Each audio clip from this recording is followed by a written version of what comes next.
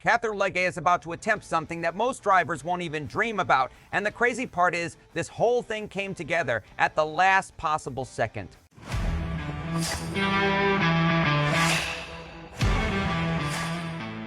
We're talking about running the Indianapolis 500, then jumping on a plane, flying to Charlotte, and climbing into a NASCAR Cup car for the Coca-Cola 600, all on the Sammy day. That's 1,100 miles. Two completely different race cars. Two completely different racing styles. One driver trying to survive all of it. And stick with me here, because this is not just some feel-good motorsports story.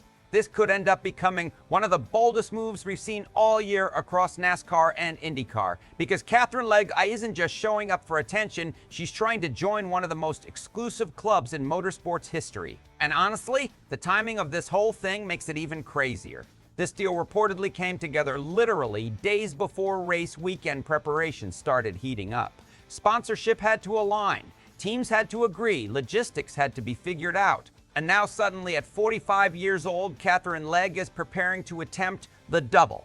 That's the Indy 500 and Coke 600 in the same day. Only a handful of drivers have ever even tried it. And I'm just gonna say it straight, this is either gonna be legendary or absolute chaos. And hey, real quick, if you are a true NASCAR fan like me, go ahead and drop a like and subscribe to the channel. NASCAR Nation News is just getting started. We are pushing for our next subscriber milestone, and it's all about real talk from fans who live this sport every week. All right, let's get into it. So here's what we know. Katherine Legge is already locked into the Indianapolis 500, driving the number 11 HMD Motorsports AJ Foyt Racing Chevrolet in her 5th Indy 500 appearance. But now it's confirmed she'll also attempt the Coca-Cola 600 at Charlotte Motor Speedway later that night in the number 78 Live Fast Motorsports Chevrolet. And if weather cooperates, if travel goes smoothly, and if everything actually works out, she'll become just the 6th driver ever to compete in both races on the same day. That is insane company. Think about the names attached to the double. Kyle Larson, Tony Stewart, Kurt Busch, John Andretti, Robby Gordon. That's elite motorsports history right there.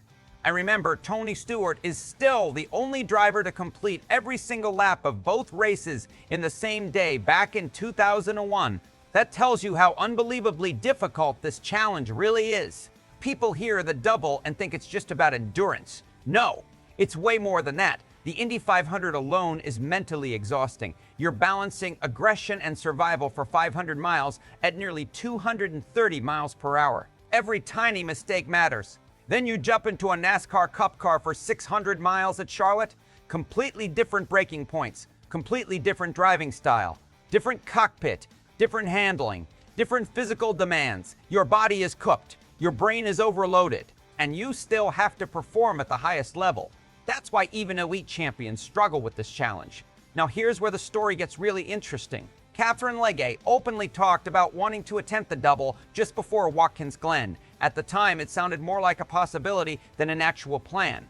She basically said it depended on sponsorship and whether the support system could come together in time, and apparently ELF Cosmetics stepped up fast. That sponsorship backing helped make this thing happen almost overnight.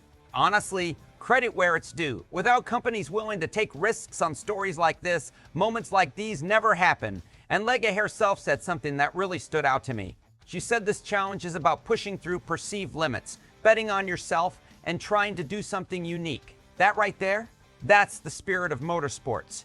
Because let's be honest, a lot of people probably counted her out already.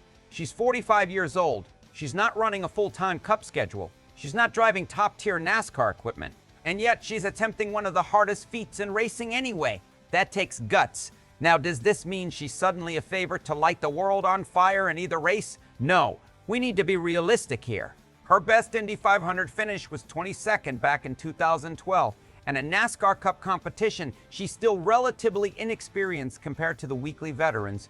But, and this is important, she has quietly shown improvement. Her recent Cup appearances have looked more composed. She's gaining oval experience. And honestly, that 17th place finish in the Brickyard 400 earlier this season, that was a legit solid run for Live Fast Motorsports. People overlook that because it wasn't a win. but for that team, that mattered. And now she's heading into Charlotte for her Coca-Cola 600 debut, which is another massive test entirely. The Coke 600 is brutal. It's NASCAR's longest race. The track changes constantly from day to night.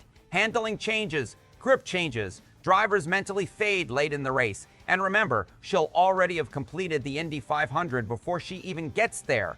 That's the part people are underestimating. Fatigue becomes a real opponent. And there's another angle here nobody is talking about enough. What does this say about NASCAR's current culture? Because for years, fans complained that drivers were becoming too specialized, too corporate, too protected. We stopped seeing racers take huge risks across multiple disciplines. But lately, that wall is starting to crack again. Kyle Larson chasing the double, drivers jumping into dirt races, IndyCar stars trying stock cars, more crossover, more personality, more risk-taking. That's good for motorsports. Fans want racers who race everything. And Katherine Legge attempting this adds another layer to that movement. Whether you love the idea or hate it, people are talking about NASCAR because of it. People are talking about IndyCar because of it. That matters. Now, there is one complication here. She's locked into the Indy 500 because there's no bumping this year. But the Coca-Cola 600 entry list still matters. If too many cars show up, she may actually have to qualify her way into the NASCAR race. And honestly, that pressure could become a story by itself. Imagine the headlines if she runs the Indy 500 but fails to make the Coke 600 field. Or imagine the opposite. She qualifies in, survives both races, and suddenly becomes one of the biggest stories in motorsports this season. That's why this whole thing feels so compelling. There's risk everywhere. Physical risk, competitive risk, reputation risk. But sometimes the best motorsport stories come from drivers taking insane chances. And let's be real, NASCAR needs stories like this. Not fake drama, not manufactured controversy. Real racers doing real racer things. That's why fans connect with this. Because even if Katherine Legge doesn't finish top 5 in either event, the attempt itself already means something. It's ambitious, it's old school, and it reminds people why they fell in love with racing in the first place. Now I want to hear from you. Do you think Katherine Legge can successfully complete the Indy 500/Coke 600 double? Or is this challenge just too massive in today's era of racing? And where would this rank among the boldest crossover attempts we've seen in NASCAR and IndyCar history? Drop your thoughts in the comments because I already know this debate is going to get heated. And if you enjoyed this breakdown, make sure you like the video, subscribe to the channel, and turn on notifications so you don't miss the next upload right here on NASCAR Nation News.